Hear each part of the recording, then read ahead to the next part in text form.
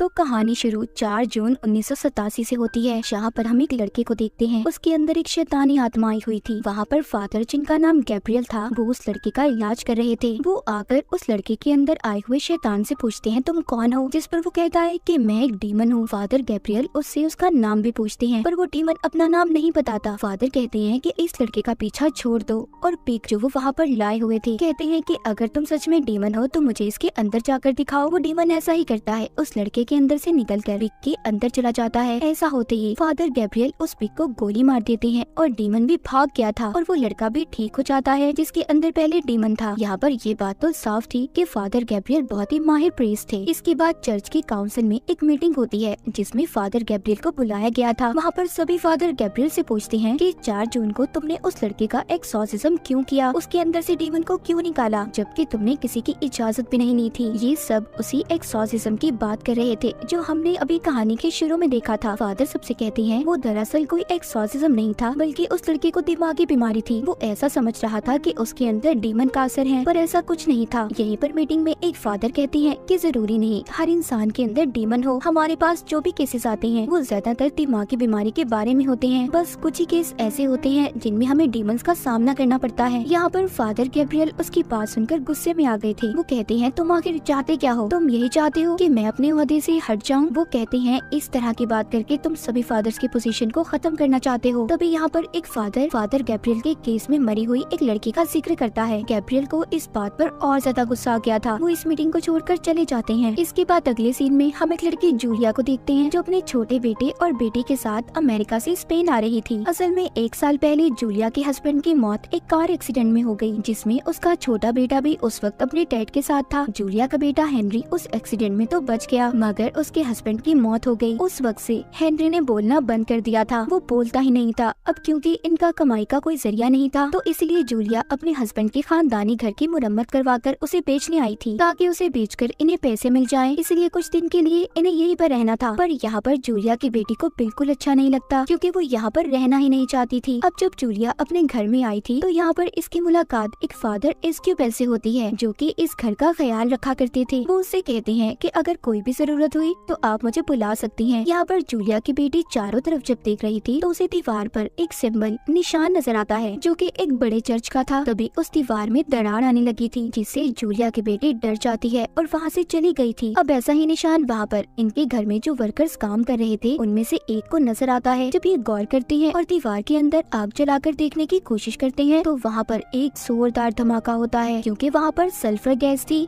जिस वजह से ये हादसा हुआ था। और इस हादसे की वजह से बाकी के वर्कर्स ने भी काम करने से मना कर दिया था। जब ये सब चल रहा था तो वहाँ पर जूलिया का बेटा हेनरी अजीब अजीब हरकतें करने लगता है। उसे न जाने क्या हो गया था, उसने अब बोलना भी शुरू कर दिया था। जब जूलिया उसे देखने जाती है तो हेनरी के अंदर एक डीमन की आवाज बोल रही थी। वो अपने मुंह के ऊपर एक कट भी मार लेता है। यहाँ पर दरअसल जो वर्कर काम करने आया था उन्होंने आग जलाकर अनजाने में किसी खतरनाक डीमन को आजाद कर दिया था, जिसने बेचारे हेनरी को अपने काबू में कर लिया। हालांकि हेनरी को जूलिया हॉस्पिटल भी लेकर जाती है, जहाँ पर डॉक्टर उसे ये बताते हैं कि वो बस अपने डैड की मौत के सदमे में है, इसीलिए उसे दिमागी डॉक्टर की जरूरत है। डॉक्टर जूलिया को एक इंजेक्शन भी देती है और कहती है कि हेनरी अगर काबू से बाहर हो तो तुम उसे ये इंजेक्शन लगा देना, जिससे वो बेहोश हो जाएगा। जूलिया को डॉक्टर की बातों पर यकीन नहीं आ रहा था, इसीलिए वो मदद के लिए फादर एस्क्यूबेल के पास जाती है। फादर जैसे ही हेनरी को देखने अंदर जाते हैं तो उसके अंदर का डीमन फादर को उठाकर बाहर फेंक देता है। अगले सीन में हम फादर गैब्रियल के साथ उनके हेड को देखते हैं। हेड फादर गैब्रियल को स्पेन जाने का कह रहे थे। हेड उसे हेनरी के बारे में बताते हैं। कहती है कि यहाँ पर एक फैमिली है जिसे तुम्हारी मदद की जरूरत है, और उस जगह की वजह से चर्च ने भी बहुत मुसीबतों को देखा है, इसीलिए तुम्हें जाकर उस बच्चे को बचाना होगा। उसके अंदर बहुत ही खतरनाक डीमन है, तुम जो भी करना सोच समझ कर करना।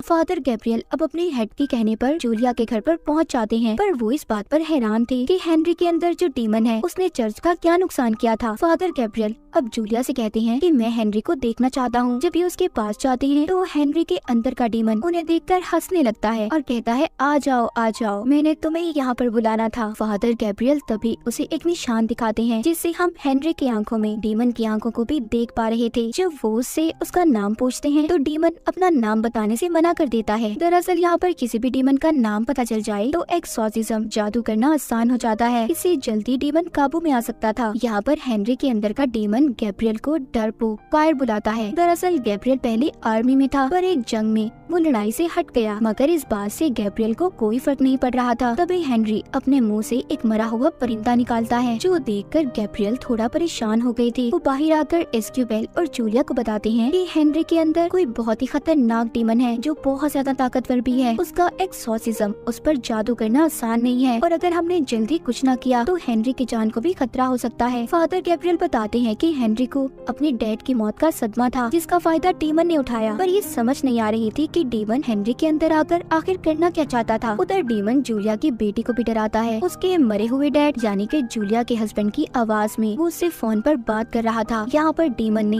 अपना काम करना शुरू कर दिया था। उधर एस्क्यूबेल और गैब्रियल मिलकर हेनरी का एक्सॉर्सिज्म करने की तैयारी कर रहे थे। जब ये दोनों उसके पास जाते हैं तो डीमन इन्हें इनकी पिछली जिंदगी के बारे में बताता है। वो गैब्रियल से कहता है, तुम्हारी वजह से एक लड़की की जान गई, और एस्क्यूबेल से कहता है कि तुम प्रीस्ट हो ना, फिर भी गलत काम करते हो। ये बात सुनकर एस्क्यूबेल हेनरी का गला दबाने लगता है। गैब्रियल उसे रोकता है, इस वजह से इनका एक्सॉर्सिज्म भी पूरा नहीं हो पाया था। अब बाहर आकर एस्क्यूबेल अपनी कहानी गैब्रियल को बताता है। कहता है कि मुझे एक लड़की से प्यार हो गया, पर वो नहीं जानती थी कि मैं एक प्रीस्ट हूँ, और हमारे बीच बहुत कुछ गलत हुआ, पर जब मुझे एहसास हुआ मैंने उसे छोड़ दिया और अपनी जिंदगी प्रीस्ट बनकर गुजारने का फैसला किया। इसलिए वो डीमन मेरी कमजोरी का फायदा उठाना चाहता है। उसे फादर गैब्रियल को अपने दिल की बात बताकर काफी अच्छा हल्का महसूस हो रहा था। अब बारी थी गैब्रियल की। वो बताते हैं कि जब जंग के दौरान मेरे सारे साथी मर गए, तब मैंने प्रीस्ट फादर बनने का फैसला किया। मेरे पास तब सबसे पहला केस एक लड़की का आया। उसको किसी डीमन ने अपने काबू में किया हुआ था, पर मुझे लगा कि वो दिमागी तौर पर पागल है, पर ऐसा नहीं था। उसने मेरे सामने एक परिंदे को भी खा लिया। इसीलिए तो जब हेनरी ने अपने मुंह से मरे हुए परिंदे को निकाला तो मैं डर गया था, और वो लड़की बाद में छत से कूद गई, जिस वजह से उसकी मौत हो गई। मुझे आज तक यही लगता है, अगर मैं उसकी बात को मान लेता और उसमें से डीमन को निकाल देता तो आज वो जिंदा होती। इसीलिए अब फादर गैब्रियल एस्क्यूबेल से कहते हैं कि तुम्हें हेनरी पर नजर रखनी होगी, और खुद यहाँ पर उस डीमन के खिलाफ सबूत ढूंढने चले जाते हैं, जहाँ पर उन्हें इसी घर में एक कुआं मिलता है, जिसके ऊपर चर्च के निशान की सील लगी हुई थी, जिसको हटाने से फादर गैब्रियल को बहुत सारे कंकाल ढांचे नजर आते हैं। उधर दूसरी तरफ हम चर्च में गैब्रियल के हेड को देखते हैं, जो बैठे एक किताब को पढ़ रही थी, जिसे पढ़कर उन्हें ये बात पता चलती है कि वहाँ पर जो डीमन है वो बहुत ताकतवर है। वो एक ही वक्त में बहुत सारे लोगों को पोजेस्ड अपने काबू में कर सकता है। इसी किताब को पढ़ते हुए हेड की तबीयत भी खराब हो रही थी। उधर हेनरी के अंदर का डीमन, जो कि एस्क्यूबेल को चालाकी से अपनी मदद के लिए बुलाता है, जब वो उसके पास जाता है तो उसने उसका कान काट लिया था। साथ ही वो जूलिया की बेटी को भी दूर फेंकता है, और जूलिया को बेड पर फेंककर उसका गला घोटने लगता है। जब इन सब के बारे में गैब्रियल को पता चला तो वो वहाँ पर आकर सबको बचाते हैं।